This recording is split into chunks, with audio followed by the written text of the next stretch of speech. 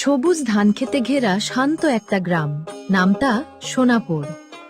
এই সোনাপুর গ্রামের মাঝখান দিয়ে যে কাঁচা রাস্তা গেছে তার খুবই কাছাকাছি আছে দুটি ভাতের হোটেল। একটি হোটেলের মালিক হলো পিন্টুর হোটেলের খাবার খুবই সুস্বাদু এবং মজার হলেও খুব সামান্য লোক তার হোটেলে খেতে আসে, কারণ তার খাবার একটু দামি। আর অপরদিকে পরিমলের ভাতের হোটেলে সকাল থেকে রাত পর্যন্ত ভিড় লেগেই থাকে। প্লেটের পর প্লেট ভাত, ডাল, তরকারি উধাও হয়ে যায় চোখের পলকে, কারণ খাবারের দাম খুবই কম। সত্যি বাবা, এই পরিমলের দোকানের খাবার কি স্বাদ, খেলে কি ভালো লাগে। শুধু কি স্বাদে ভালো, এমন কম দামে এই পুরো গ্রামে কেউ খাবার দিতে পারবে না। হ্যাঁ, সত্যি বলেছো দাদা। তাছাড়া এই শীতের দিনে এই মাছের তরকারি খেতে যে কি ভালো লাগছে। দাদা বাবু, বলছি যে এই কালকের মাছের তরকারি কিছুটা বেঁচে গেছে, এসব কি করব? বলিস কি রে রবিন, এতদিন আমার দোকানে কাজ করছিস, তাও এখনো তুই জানিস না যে কি করতে হবে? তাহলে কি আজকে টাটকা মাছের তরকারির সাথে এসব মিশিয়ে দেব? দে তাড়াতাড়ি মিশিয়ে দে। এসব কাজ করতে গেলে আমার কাছে শুনবি না, সোজা মিশিয়ে দিবি। এসব না করলে কি আর সস্তায় খাবার দেওয়া যায়? তা তো কর্তা বাবু। আর হ্যাঁ, এদেরকে খাবার দেওয়া হয়ে গেলে দুপুর নাগাদ বাজারে গিয়ে বাজারগুলো নিয়ে আসবি। আমি দোকানে সব বলে দিয়েছি যে কি কি লাগবে। দোকানদার আগে থেকেই ফর্দ দেখে সব গুছিয়ে রাখবে। আচ্ছা কর্তা বাবু, আমি তাহলে গিয়ে সব মাল নিয়ে আসবো খন। এদিকে এক বৃদ্ধ ক্ষুধার্ত ভিক্ষুক খিদের জ্বালায় গ্রামে গ্রামে ঘুরছিল। হাঁটতে হাঁটতে এসে পৌঁছায় পরিমলের ভাতের হোটেলের সামনে।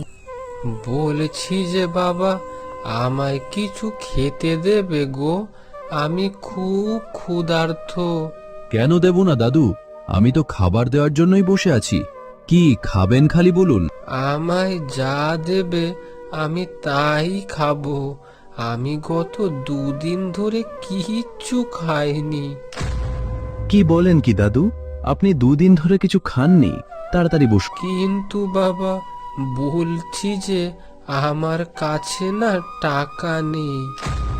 কি টাকা নেই তা বলি? টাকা না থাকলে আবার মুখ তুলে ভাতের হোটেলে খেতে কেন এসেছেন? হ্যাঁ, একটু দয়া করো বাবা, আজকে কিছু খাবার না পেলে আমি মনে হয় মারাই যাব। না না, আমি এখানে কোনো ধর্মশালা খুলে রাখিনি যে লোকদের বিনামূল্যে খাবার খাওয়াবো। পরিমলের মাথায় হঠাৎ করে একটি বুদ্ধি এলো এই বৃদ্ধ ভিক্ষুকের থেকে বাঁচবার জন্য। তা বলি কি বুড়ো দাদু, আপনি এদিক থেকে সোজা বাঁ দিকে চলে যান। সেখানে একটি ভাতের হোটেল আছে। সেখানে গেলে আপনি বিনামূল্যে মাছ ভাত খেতে পারবেন। তাই নাকি? তোমার অনেক ধন্যবাদ বাবা, আমি তাহলে সেই দোকানেই যাই। বৃদ্ধ ভিক্ষুককে অন্য দোকানে পাঠিয়ে পরিমল খুব হাসতে থাকলো। এদিকে পিন্টু তার হোটেলের সামনে দাঁড়িয়েছিল, তার মুখে এক রাশ হতাশার ছাপ। সেই সকাল থেকে এভাবে হোটেল খুলে দাঁড়িয়ে আছি, একটা খরিদ্দারও আসছে না খাবার খেতে। হাই উপরওয়ালা, এইভাবে চললে তো কয়েকদিন পর আমার হোটেল বন্ধ হয়ে যাবে। ইতিমধ্যে বয়স্ক বৃদ্ধ ভিক্ষুকটি পিন্টুর ভাতের হোটেলে সামনে এসে পৌঁছায়। ওই তো একজন আসছে। যাক, আজ মনে হচ্ছে কিছু বেচা কেনা হবে। বাবা, আমায় কিছু খেতে দেবে গো, আমি খুব ক্ষুধার্ত। কেন দেব না দাদু, আসুন আসুন বসুন। বৃদ্ধ ভিক্ষুকটি চেয়ারে গিয়ে বসে পড়ল। আমি কিন্তু আগেই বলে দিই বাবা, আমার কাছে কিন্তু কোনো টাকা নেই। কি টাকা নেই? তা টাকা না থাকলে আমি কিভাবে আপনাকে খেতে দিই? এমনিতেও তো সকাল থেকে কোনো বেচা কেনা হয়নি। কিন্তু বাবা, আমায় তো ওই ভাতের হোটেল থেকে বলল যে এখানে নাকি বিনা পয়সায় মাছ ভাত পাওয়া যায়।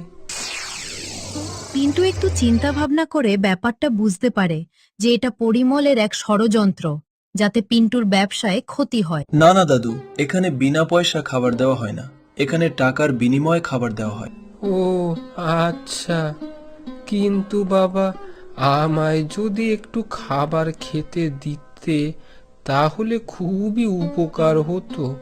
আমি গত 2 দিন ধরে কিচ্ছু খাইনি।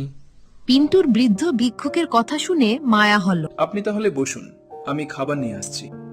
পিন্টু একটি থালায় করে ভাত, ডাল আর একটু ঘন্ট নিয়ে এসে বৃদ্ধ ভিক্ষুককে দিল আর খুবই কোমল স্বরে বলল, আপনি আপাতত এই খান। আসলে আমার মেয়ে এখনো মাছের তরকারি নিয়ে আসেনি। ও যদি আসতো তবে আমি আপনাকে মাছ খাওয়াতে পারতাম। মাছ লাগবে না বাবা, তুমি যে এই ডাল ভাত আর ঘন্ট দিয়েছো এটাই অনেক।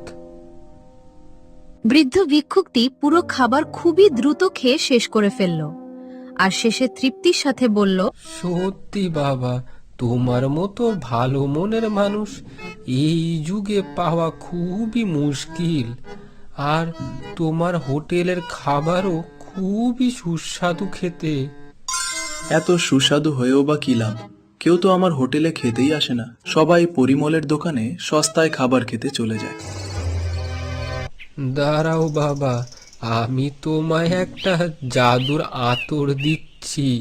এই বলে বৃদ্ধ ভিক্ষুকটি বিড়বিড় করে কিছু মন্ত্র পড়ে সামনের দিকে হাত দেখাতেই একটি আতরের বোতল টেবিলের ওপর প্রকট হলো। এটি একটি জাদুর আতর। এই আতর তুমি যে কোনো তরকারির মধ্যে দিয়ে রান্না করলেই তার স্বাদ 4 গুণ বেড়ে যাবে আর প্রচন্ড ভালো সুগন্ধ বেরোবে। আর তাছাড়া এই বোতল থেকে তুমি যতই আতর ব্যবহার করো না কেন, এই বোতল কখনো খালি হবে না। আপনার অনেক অনেক ধন্যবাদ দাদু। আপনি আবারও আমার হোটেলে খেতে আসবেন। একদম বাবা, বেঁচে থাকলে অবশ্যই আসবো। এই বলে বুড়ো ভিক্ষুকটি সেখান থেকে চলে গেল।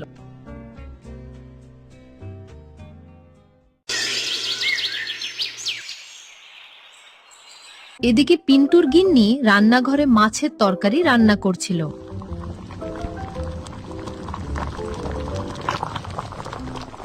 মা, ও মা, তোমার মাছের তরকারি রান্না হয়েছে? হ্যাঁ রে অঙ্কিতা, মাছের তরকারি রান্না হয়ে গেছে। তুই এটা নিয়ে গিয়ে তোর বাবাকে দিয়ে আয়। হ্যাঁ মা, আমি এখনই মাছের তরকারি বাবার হোটেলে দিয়ে আসছি। অঙ্কিতা, বলছি যে তোর বাবাকে বলবি যে বাজার থেকে সব বেশি বেশি করে মশলা কিনে আনতে। আজও আমি সব মশলা দিয়ে রান্না করতে পারিনি। বেশি বেশি মশলা দিয়ে রান্না না করলে তো বাবার হোটেলে কেউ খেতে আসবে না। হ্যাঁ রে মা, সে তো জানি, কিন্তু তোর বাবার হোটেলে তো আর আগের মতো বেচাকেনা হয় না, তাই সব মশলা কিনে দিতেও পারে না। আচ্ছা বুঝেছি, এখন তরকারিটা বাবার হোটেলে দিয়ে আসি। এরপর অঙ্কিতা সেই মাছের তরকারি নিয়ে তার বাবার হোটেলের দিকে রওনা দিল।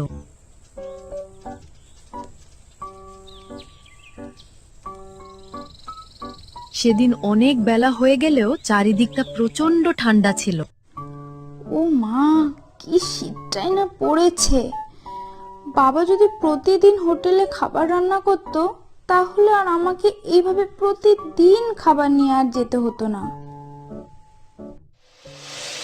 আরে অঙ্কিতা মা, তুই এসেছিস?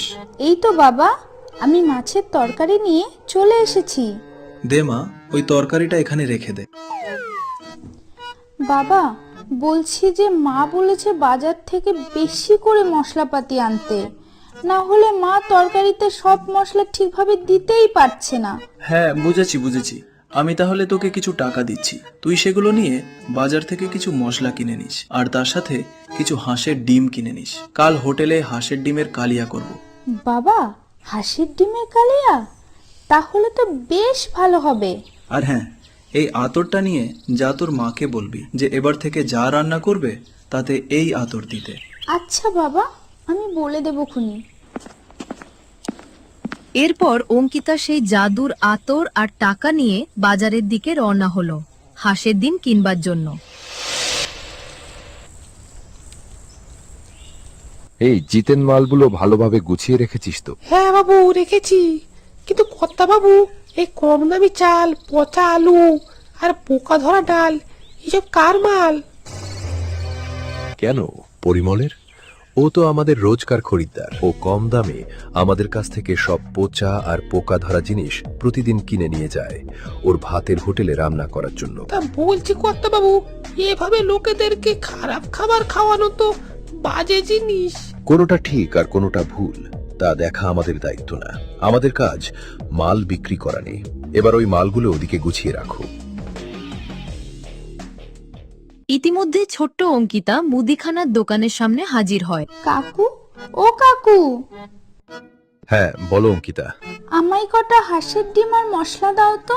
ও ডিম নেবে, ঠিক আছে।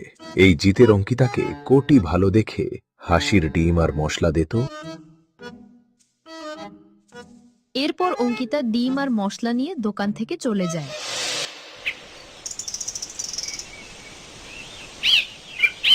না, সেই কখন থেকে বসে আছি, কিন্তু এখনো একটা লোকও খেতে আসছে না। ওই তো একজন আসছে।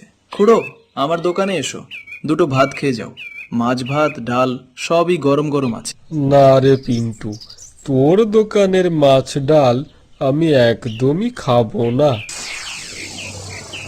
কেন গো খুড়ো, হঠাৎ কি হলো যে খাবে না? বলি এই শীতের দিনে কে মাছ ডাল ভাত খাই বলতো? কোথায় একটু মাংস ভাত খাবো, তা না। চিন্তা করো না খুড়ো, কাল থেকে আমার দোকানে ডিমের কালিয়াও পাবে। আরে রাখ তোর ডিমের কালিয়া, আমি চললাম পরিমলের দোকানে মাংস ভাত খেতে। না, এভাবে বুঝি আমার হোটেল আর চলবে না। তাছাড়া মাংসের যা দাম, অত টাকা কি আমার আছে? অঙ্কিতা রাস্তা দিয়ে বাড়ি ফেরবার সময় সে খেয়াল করে যে একটি গাছের নিচে একটি বেশ সুন্দর আর বিচিত্র পাখি আহত হয়ে শুয়ে আছে।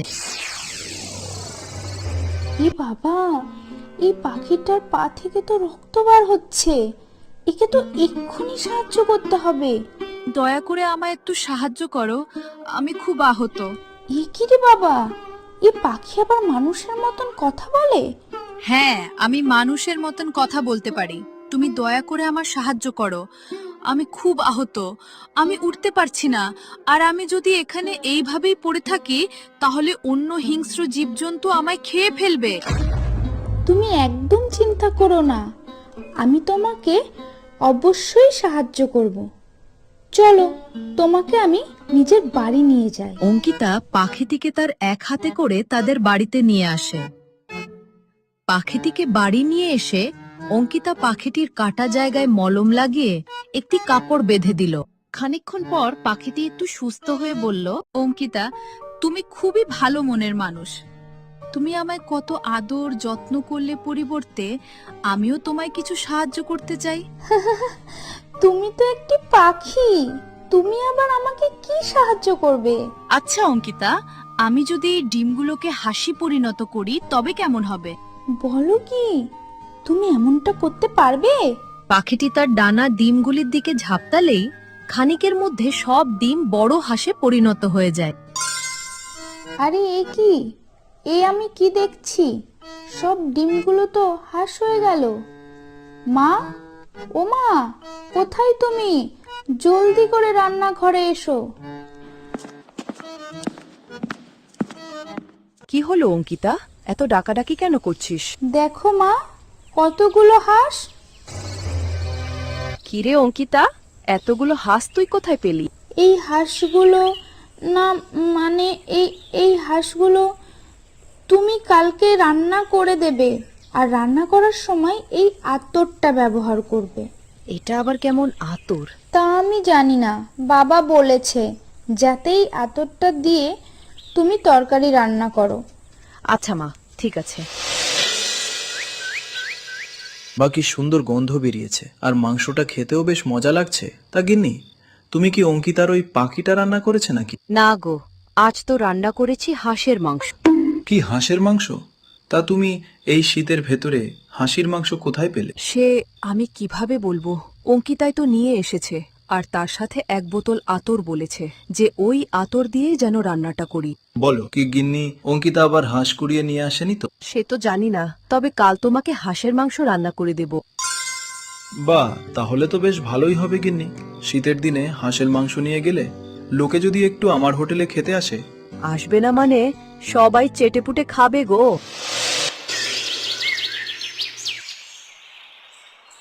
পরের দিন সকালে পিন্টু এক কড়াই হাঁসের মাংস সেই জাদুর আতর দিয়ে রান্না করে তার হোটেলে নিয়ে আসে। মাংস থেকে প্রচন্ড সুন্দর গন্ধ বেরোচ্ছিল। সেই সুগন্ধে পুরো জায়গা মম করছিল। এমন সময় খুড়ো পিন্টুর হোটেলের সামনে দিয়ে যাচ্ছিল। আরে এসব কি পিন্টু, আজ তুই কি রান্না করেছিস? এত সুন্দর ঘ্রাণ ভেসে আসছে। আজ আমার গিন্নির হাতের হাঁসের মাংস রান্না করে নিয়ে এসেছি। বলিস কি রে পিন্টু, শীতের দিনে হাঁসের মাংস? দে দে দে, জলদি করে আমায় ভাত আর এক বাটি হাঁসের মাংস দে দেখি।